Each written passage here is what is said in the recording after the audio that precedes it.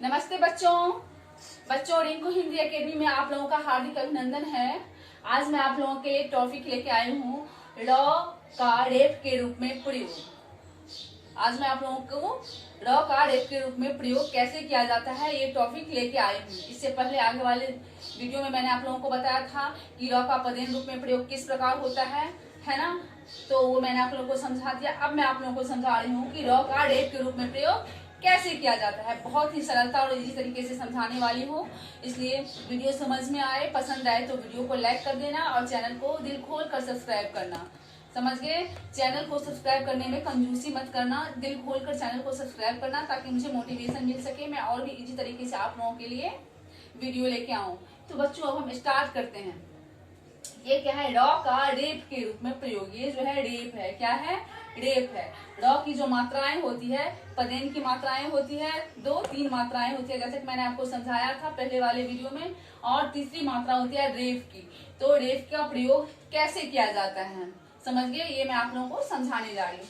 तो यहाँ पे र को स्वर रहित दिखाने के लिए, र जो है इसको स्वर रहित यानी कि आधा दिखाने के लिए इसका प्रयोग रेप के रूप में भी किया जाता है। र को स्वर रहित दिखाने के लिए, स्वर रहित आप लोगों को पता है कि कोई भी व्यंजन अपने आप में पूरा नहीं होता है ना। स्वर लगाकर ही वो अपने आप में पूर्ण होता है। और कभी कभी ऐसे भी शब्द होते हैं जिसमें आधा व्यंजन की जरूरत होती है, तो स्वर रहित दिखाने के लिए। इसी प्रकार जब र का आवाज नहीं आता है और अपने आप में अधूरा होता है तो उसको स्वर रहित दिखाने के लिए क्या होता है? रेप का प्रयोग किया जाता है। जहाँ हल्की सी आवाज आती है किसी शब्द में तो वहां पे आधा र के जगह पे र की जो मात्रा होती है, रेप होती है, उसका प्रयोग किया जाता है। तो मैं आप लोगों को यहाँ पे बता रही हूँ कि र का प्रयोग वहां किया जाता है। र को स्वर रहित दिखाने के लिए इसका प्रयोग रेप के रूप में किया जाता है। उच्चारण करते समय, जब हम उच्चारण करते हैं किसी शब्द का, समझ के उच्चारण करते समय र का साउंड जहाँ पे आता है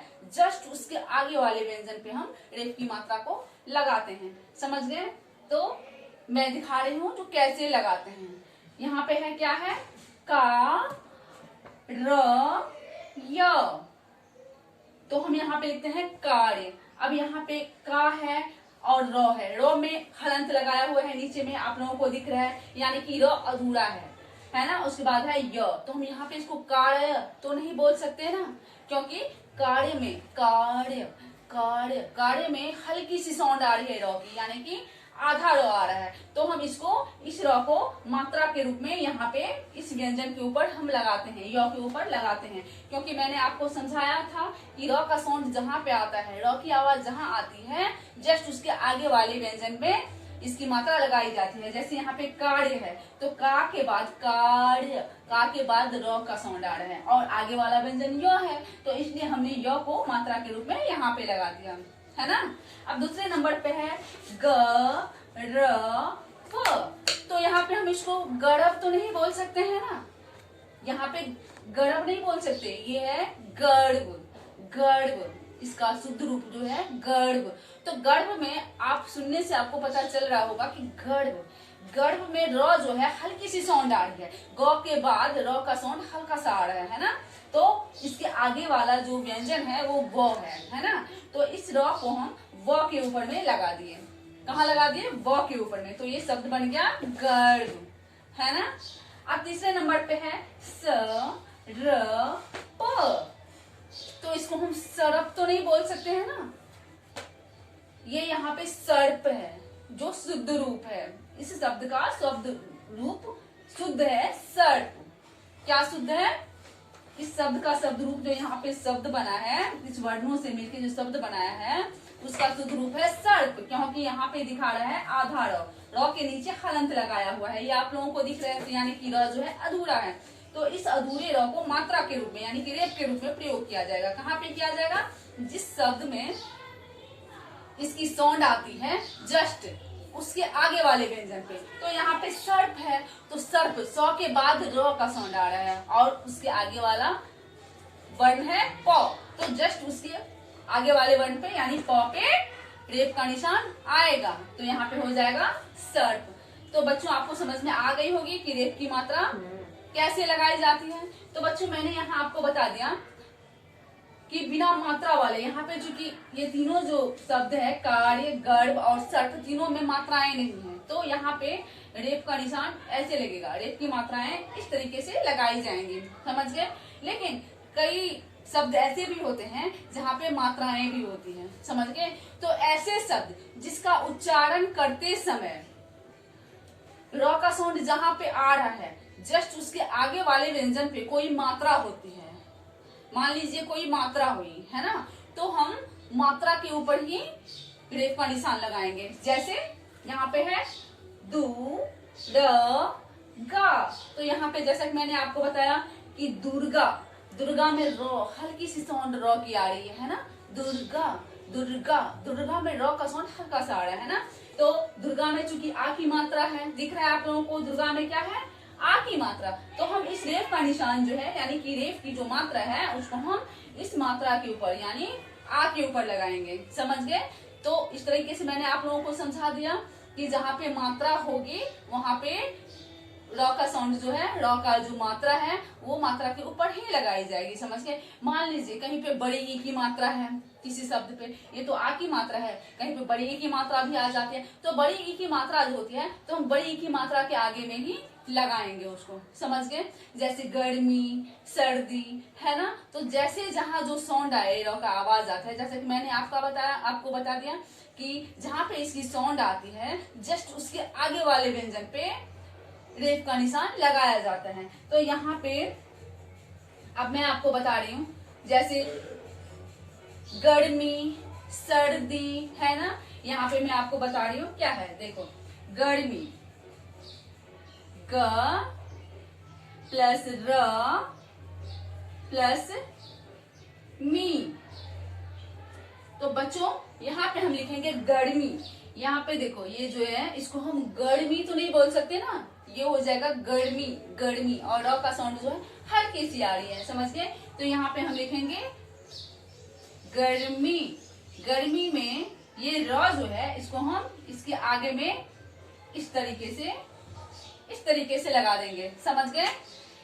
तो इस तरीके से मैं आपको और अच्छे तरीके से, प्रॉपर तरीके से समझाने के लिए कुछ रेफ वाले शब्द बनाकर दिखा रही हूँ कि आप लोग बहुत अच्छे से समझ जाओगे। यहाँ पे देखो मैंने कुछ शब्द बनाए हैं। दर्शन, क्या है, दर्शन, द पहला अक्षर है द के बाद है दर्शन, र का साउंड आ रहा है, दर्शन, द के बाद र की हल्की सी आवाज आ रही है ना, तो हमने उस र को लगा दिया यहाँ पे। सौ जो है, र का जो साउंड आ रहा है उसके जस्ट आगे वाला व्यंजन सौ है, तो हमने क्या किया, इस रेफ की मात्रा को यहाँ पे लगा दिया, तो बन गया दर्शन।